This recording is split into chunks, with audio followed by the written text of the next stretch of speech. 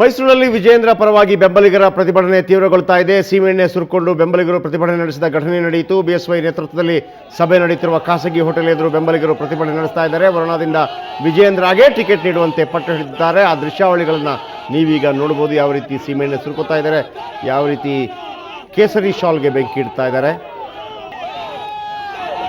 ನೋಡಿ. ಇಲ್ಲಿ ಸೀಮೆಎಣ್ಣೆ ಸುರ್ಕೊಳ್ತಾ ಇರುವಂಥ ದೃಶ್ಯ.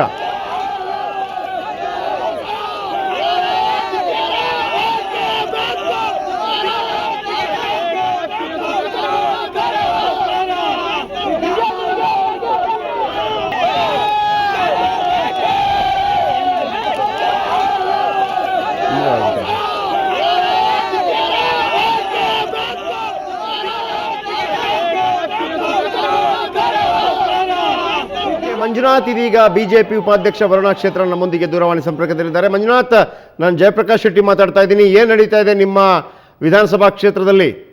ನಮಸ್ತೆ ಸರ್. ಏನ್ ನಡೀತಾ ಇದೆ ಮಂಜುನಾಥ್? ಏನಂದ್ರೆ ಇಲ್ಲಿ ಒಂದು ತಪ್ಪು ನಿರ್ಧಾರ ಎಲ್ಲಾ ಕಾರ್ಯಕರ್ತರುಗಳ ಮನಸ್ಸಿಗೆ ನೋವು ಮಾಡ್ತಾ ಇದೆ. ಅಂದ್ರೆ ಈಗ ಅದನ್ನ ಕಡಾಖಂಡಿತವಾಗಿ ಇವ್ರು ಇಲ್ಲ ಅಂತ ನಿರಾಕರಣೆ ಮಾಡಿಲ್ಲ, ಬಟ್ ಇವತ್ತು ಘೋಷಣೆ ಆಗ್ಬೇಕಾಗಿತ್ತು, ನಾಮಪತ್ರ ಸಲ್ಲಿಸಬೇಕಾಗಿತ್ತು. ಕಡೆ ಕ್ಷಣಗಳಲ್ಲಿ ಈ ರೀತಿ ನಿರ್ಧಾರ ಎಲ್ಲರಿಗೂ ಕನ್ಫ್ಯೂಷನ್ ಉಂಟು ಮಾಡ್ತಾ ಇದೆ. ಆ ರೀತಿ ನಿರ್ಧಾರ ಅವ್ರು ತಗೊಂಡಿದ್ದೆ. ಅದರಲ್ಲಿ ಪಕ್ಷಕ್ಕೆ ಇದೊಂದೇ ಕ್ಷೇತ್ರ ಅಲ್ಲ, ಇದೊಂದೇ ಜಿಲ್ಲೆ ಅಲ್ಲ, ಆಲ್ ಓವರ್ ಸ್ಟೇಟ್ ನೆಗೆಟಿವ್ ಆಗುವಂತ ನಿರ್ಧಾರ ತಗೊಂಡಿದ್ದಾರೆ ಅಂತ ಹೇಳಕ್ ಇಷ್ಟಪಡ್ತೀನಿ. ಓಕೆ, ಇದು ನಿಮ್ಮ ಗಮನಕ್ಕಿತ್ತ? ಈಗ ಬಿಜೆಪಿ ಉಪಾಧ್ಯಕ್ಷರಾಗಿ ಅನ್ಎಕ್ಸ್ಪೆಕ್ಟೆಡ್ ಇದು. ನೀವು ಸಭೆಗೆಲ್ಲ ಹೋಗಿದ್ರಿ, ಸಭೆಯಲ್ಲಿದ್ರೆ ನೀವೆಲ್ಲಿದ್ರಿ ಆ ಸಂದರ್ಭದಲ್ಲಿ? ನಾನು ಡಯಾಸ್ ಹತ್ರನೇ ಇದ್ದೆ. ಡಯಾಸ್ ಹತ್ರ ಇದ್ರಿ. ಅವರ ಘೋಷಣೆ ಆ ರೀತಿ ಮಾಡ್ತಾರೆ ಅಂತ ಅಟ್ಲೀಸ್ಟ್ ವಿಜಯೇಂದ್ರ ಅವ್ರಿಗಾದ್ರೂ ಗೊತ್ತಿತ್ತಾ ಇಲ್ಲೋ?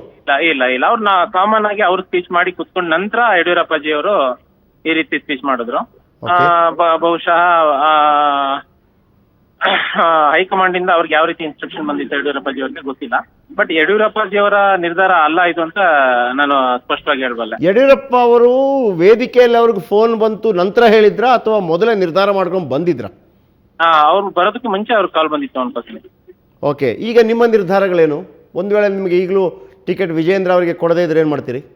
ನಾವೀಗ ಆಲ್ರೆಡಿ ಎಲ್ಲ ಸಾಮೂಹಿಕ ರಾಜೀನಾಮೆಗೆ ನಿರ್ಧಾರ ಮಾಡಿದ್ದೀವಿ. ಓಕೆ, ಸಾಮೂಹಿಕ ರಾಜೀನಾಮೆ ಅಂತ ಹೇಳುವಾಗ ಇಲ್ಲಿ ನಿಮ್ಮನ್ನ ಸಮಾಧಾನ ಪಡಿಸಬಹುದು, ಹಿರಿಯರು ಸಮಾಧಾನ ಪಡಿಸಬಹುದು, ಪಕ್ಷಕ್ಕಾಗಿ ದುಡಿದಿರ್ತೀರಿ. ಸಾಧ್ಯನೇ ಇಲ್ಲ. ಇವರು ಈ ರೀತಿ ನಿರ್ಧಾರ ತಗೊಳ್ಳೋರು 20 ದಿನದ ಕೆಳಗಡೆ ವಿಜಯೇಂದ್ರ ಅವ್ರ ಕ್ಷೇತ್ರಕ್ಕೆ ಬಂದು ಕ್ಷೇತ್ರ ಪೂರ್ತಿ ಓಡಾಡ್ತಾ ಮತಯಾಚನೆ ಮಾಡ್ತಾ ಅದಕ್ಕೆ ಮೊದಲೇ ಇವರು ಪಕ್ಷ ತಮ್ಮ ನಿರ್ಧಾರ ತಿಳಿಸ್ಬೋದಾಗಿತ್ತಲ್ಲ. ಒಂದ್ ಪಾಯಿಂಟ್ ನಾನು ಇಲ್ಲಿ ಹೇಳಲಿಕ್ಕೆ ಇಷ್ಟಪಡ್ತೀನಿ. ನೀವು ಇವಾಗ ಒಂದು 4 days ಬ್ಯಾಕ್ ಒಂದು ಅಚ್ಚುಮೆಚ್ಚಿನ ಯುವ ಜನ ನಾಯಕ ಅಂತ ಒಂದು ಸಮೀಕ್ಷೆ ನಡೆಸಿದ್ರಿ. ಅದರಲ್ಲಿ ವಿಜಯೇಂದ್ರ ಅವರು ನಂಬರ್ 1 ಬಂದ್ರು. ಅದೇ ಇಲ್ಲಿವರೆಗೆ ಮುಳುವಾಗಿದೆ ಅಂತ ನನ್ನ ಒಂದು ಅನುಮಾನ. ಯಾಕೆಂದ್ರೆ ಇವರು ಒಬ್ಬ ಸಾಮಾನ್ಯ MLA ಕ್ಯಾಂಡಿಡೇಟ್ ಆಗಿದ್ದಾರೆ ಅಂತಷ್ಟೇ ಬಿಜೆಪಿನಲ್ಲಿ ಯಾರ ನಮ್ಮ ಕೆಲವು ಕಾರಣದ ಕೈಗಳಲ್ಲಿ ಕೆಲಸ ಮಾಡಿರ್ಬೋದು ಅಂತ ನಮ್ಮ ಅನುಮಾನ ಇದೆಯೋ ಅವ್ರುಗಳು ತಿಳ್ಕೊಂಡಿದ್ರು. ಯಾವಾಗ ಇವರು ಒಂದು ಇಡೀ ರಾಜ್ಯಕ್ಕೆ ಒಂದು ಶಕ್ತಿಯಾಗಿ ಬೆಳೆದಿರ್ತಾರೆ, ಇವರ ಜನನಾಯಕರಾಗಿ ಬೆಳೀತಾರೆ ಅಂತ ಅವ್ರಿಗೆ ನೀವು ತಿಳಿಸ್ಕೊಟ್ರಿ ನಿಮ್ಮ ಒಂದು ಸಮೀಕ್ಷೆ ಮುಖಾಂತರ. ಅದು ಅವ್ರಿಗೆ ನುಂಗಲಾರ್ದು ಸುತ್ತಾಗಿ ಇವಾಗ ಈ ರೀತಿ ಅವರ ಒಂದು ರಾಜಕೀಯ ಜೀವನಕ್ಕೆ ಅಡ್ಡಗಾಲಾಗಿ ಬರ್ಬೇಕು ಅನ್ನೋ ಒಂದು ಲೆಕ್ಕಾಚಾರ ಮಾಡ್ತಾ ಇದ್ದಾರೆ. ಬಟ್ ಬೆಳೆಯುವಂತ ಶಕ್ತಿನ ಯಾರು ಈ ರೀತಿ ಎಲ್ಲ ನಿಲ್ಲಿಸ್ಲಿಕ್ಕೆ ಆಗಲ್ಲ. ಬೆಳೆಯೋರು ಹೇಗಿದ್ರು ಬೆಳೀತಾರೆ. ಬಟ್ ಇದು ನಾನು ಕೂಡ ವಿಜಯೇಂದ್ರ ಪರವಾಗಿದ್ದೇನೆ, ಅಲ್ಲಿವರೆಗೆಲ್ಲೂ ಹೋಗಲ್ಲ. ನಾನು ನಿಮ್ ಜೊತೆ ಸೈ ಕೂತ್ಕೊತೀನಿ.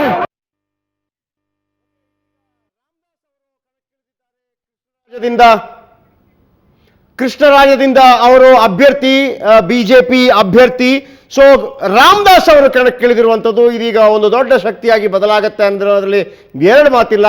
ಹೋರಾಟದ ಮೂಲಕ ಬಂದಂಥವ್ರು ರಾಮದಾಸ್ ಇದೀಗ ಅಖಾಡಕ್ಕಿಳಿದಿದ್ದಾರೆ. ಅವರು ಹೇಳುವಂಥದ್ದು ವಿಜಯೇಂದ್ರ ಅವರಿಗೆ ಟಿಕೆಟ್ ಕೊಡಬೇಕು ಅನ್ನೋ ಮಾತನ್ನು ಹೇಳ್ತಾ ಇದ್ದಾರೆ. ಬಹುಶಃ ಇದು ಒಂದು ಹೊಸ ಟ್ವಿಸ್ಟ್ ಅನ್ನು ಪಡ್ಕೊಳ್ತಾರೆ. ರಾಮದಾಸ್ ಏನು ಹೇಳ್ತಾರೆ ಕೇಳೋಣ ಬನ್ನಿ. ನಾನು ಕೂಡ ವಿಜಯೇಂದ್ರ ಪರವಾಗಿದ್ದೇನೆ, ಅಲ್ಲಿವರೆಗೆಲ್ಲೂ ಹೋಗಲ್ಲ. ನಾನು ನಿಮ್ ಜೊತೆ ಸೈ ಕೂತ್ಕೊತೀನಿ, ನಿಮ್ ಜೊತೆ ಇರ್ತೀನಿ, ನಾನಿಲ್ಲೇ ಇರ್ತೀನಿ, ರಾಜೀನಾಮೆ ಕೊಡ್ತೀನಿ, ನಾನು ರಾಜೀನಾಮೆ ಕೊಡ್ತೀನಿ.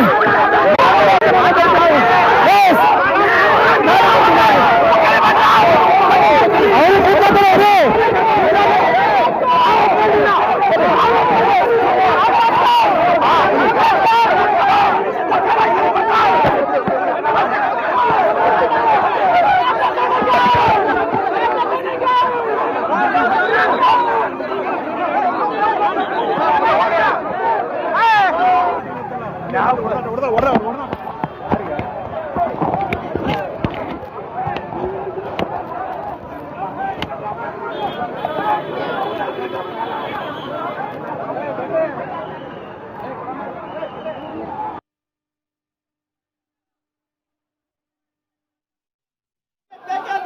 ಹೌದು, ಮೈಸೂರಿನಲ್ಲಿ ಬಹಳ ದೊಡ್ಡ ಹೈಡ್ರಾಮಾ ನಡೀತಾ ಇದೆ. ಅಲ್ಲಿ ವಿಜೇಂದ್ರ ಅವರಿಗೆ ಟಿಕೆಟ್ ಕೊಡಬೇಕು ಅಂತ ಹೇಳಿ ರಾಮದಾಸ್ ಅವರು ಇದೀಗ ಕಣಕ್ಕಿಳಿದಿರುವಂಥದ್ದು. ರಾಮದಾಸ್ ಕಳೆದ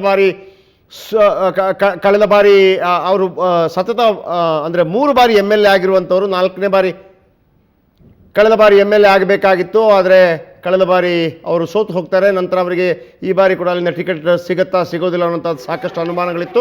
ಕೊನೆಗಳಿಗೆಯಲ್ಲಿ ಅವರಿಗೆ ಏನು ಹೇಳಿದ್ರು ಮತ್ತೊಮ್ಮೆ ಕೇಳಿಸ್ಕೊಳ್ಳೋಣ ಬನ್ನಿ. ನಾನು ಕೂಡ ವಿಜೇಂದ್ರ ಪರವಾಗಿದ್ದೀನಿ, ಅಲ್ಲಿವರೆಗೆಲ್ಲೂ ಹೋಗಲ್ಲ. ನಾನು ನಿಮ್ಮ ಜೊತೆ ಸೈಕ್ ಕೂತ್ಕೊತೀನಿ, ನಿಮ್ಮ ಜೊತೆ ಇರ್ತೀನಿ, ನಾನಿಲ್ಲೇ ಇರ್ತೀನಿ, ರಾಜೀನಾಮೆ ಕೊಡ್ತೀನಿ, ನಾನು ರಾಜೀನಾಮೆ ಕೊಡ್ತೀನಿ, ನಾನು ರಾಜೀನಾಮೆ ಕೊಡ್ತೀನಿ. Yes! ನಾನು ಕೊಡ್ತೀನಿ. ಅವರು ಕೂತ್ಕೊತಾರೆ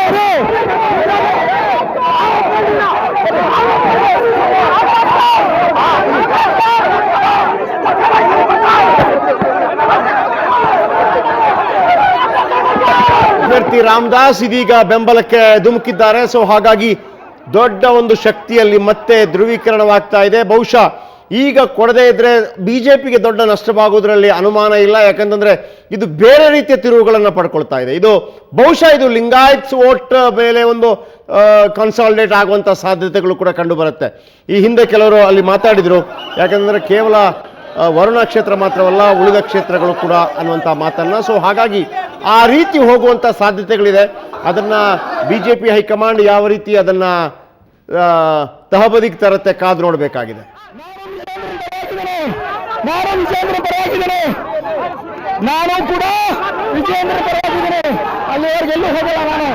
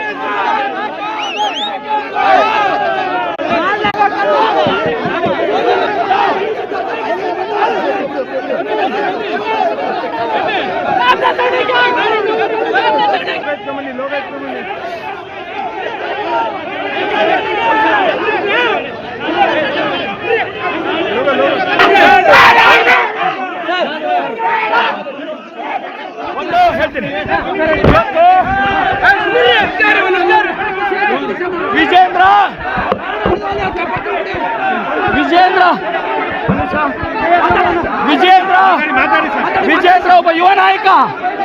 ಆ ಜಾಗದಲ್ಲಿ ವಿಜೇಂದ್ರಿಗೆ ಟಿಕೆಟ್ ಕೊಡಬೇಕು, ಆ ದೃಷ್ಟಿಯಲ್ಲಿ ನಮ್ಮೆಲ್ಲರ ಹೋರಾಟ ಇದೆ. ನಾನು ಕೂಡ ಈ ವಿಚಾರದಲ್ಲಿ ಹೋರಾಟವನ್ನು ಮಾಡ್ತೇನೆ. ದೆಹಲಿಯ ಲೆವೆಲ್ವರೆಗೂ ಕೂಡ ವಿಜೇಂದ್ರಿಗೆ ಟಿಕೆಟ್ ಕೊಡಬೇಕು ಅನ್ನುವಂಥ ಒತ್ತಾಯದಲ್ಲಿ ನಾನು ಮೊದಲು ಹಾಕಿದ್ದೀನಿ. ಕೊಡ್ಲಿಲ್ಲ ಅಂದ್ರೆ ಎಲ್ಲರೂ ಏನ್ ನಿರ್ಣಯ ತಗೋತಾರೆ ಅದ್ರ ಪ್ರಕಾರ ಇರ್ತೀನಿ. ನಾನು ಕೊಡ್ತೀನಿ.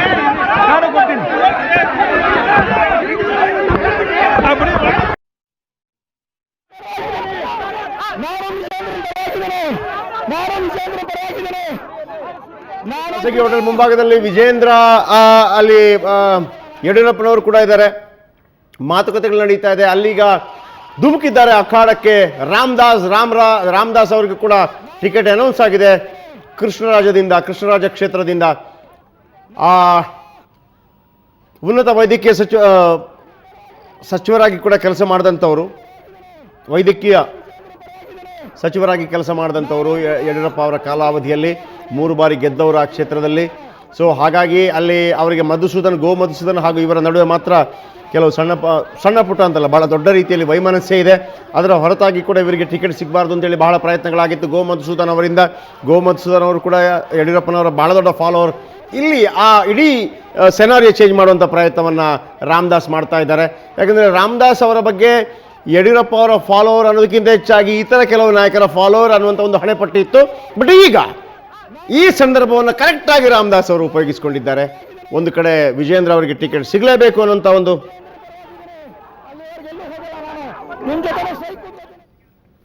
ಎಸ್ ವೀಕ್ಷಕರೇ, ಕೃಷ್ಣರಾಜ ಕ್ಷೇತ್ರದ ಬಿಜೆಪಿ ಅಭ್ಯರ್ಥಿ ರಾಮದಾಸ್ ಅವರು ಈಗ ಕಣಕ್ಕಿಳಿದಿರುವಂಥದ್ದು. 3 ಬಾರಿ ಗೆದ್ದಿದ್ದಾರೆ ಅವರು. ಕಳೆದ ಬಾರಿ ಅವರು ಸ್ಪರ್ಧೆ ಮಾಡುವಂಥ ಸಂದರ್ಭದಲ್ಲಿ ಅವರು ಸೋತು ಹೋದರು.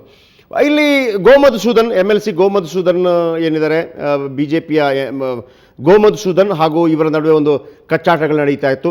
ಅಲ್ಲಿ ಏನು ಹೇಳಲಾಗ್ತಾ ಇತ್ತು ಅಂದರೆ, ಗೋಮಧುಸೂದನ್ ಯಡಿಯೂರಪ್ಪ ಅವರ ಫಾಲೋವರ್, ರಾಮದಾಸ್ ಅಲ್ಲ ಅನ್ನೋ ರೀತಿಯಲ್ಲಿ ಬಿಂಬಿಸಲಾಗ್ತಾ ಇತ್ತು. ಒಂದು ಕಾಲದಲ್ಲಿ ರಾಮದಾಸ್ ಭಾಳ ದೊಡ್ಡ ಕಟ್ಟ ಅನ್ಯಾಯಿ ಯಡಿಯೂರಪ್ಪ ಅವ್ರದ್ದು. ಬಟ್ ಈಗ ಈ ಸಂದರ್ಭದಲ್ಲಿ ವಿಜೇಂದ್ರ ಅವರಿಗೆ ಟಿಕೆಟ್ ಸಿಗಬೇಕು ಅಂತೇಳಿ ಇವರು ಅಖಾಡಕ್ಕೆ ಧುಮುಕಿರೋದಿದೆಯಲ್ಲ, ಅದು ಅವ್ರಿಗೂ ಸ್ವತಃ ರಾಜಕೀಯದಲ್ಲಿ ದೊಡ್ಡ ಲಾಭವಾಗುತ್ತೆ ಮತ್ತು ಬಹುಶಃ ವಿಜೇಂದ್ರ ಅವ್ರಿಗೂ ಕೂಡ ದೊಡ್ಡ ಲಾಭ ಆಗಬಹುದೇನು. ಜೊತೆಗೆ ಒಂದು ರೀತಿಯಲ್ಲಿ ಇಡೀ BJP ಮತ್ತೊಮ್ಮೆ ಈ ಒಂದು ತೀರ್ಮಾನವನ್ನು ಪುನರ್ ಪರಿಶೀಲನೆ ಮಾಡುವಂಥ ಸಮಯ ಬಂದಿದೆ ಅಂತ ಹೇಳೋದಕ್ಕೆ ಇಷ್ಟಪಡ್ತೀನಿ. ಈಗ ಒಂದು ಬ್ರೇಕ್ ಬೇಕಾದಂಥ ಚರ್ಚೆ ಮುಂದುವರಿಯುತ್ತೆ.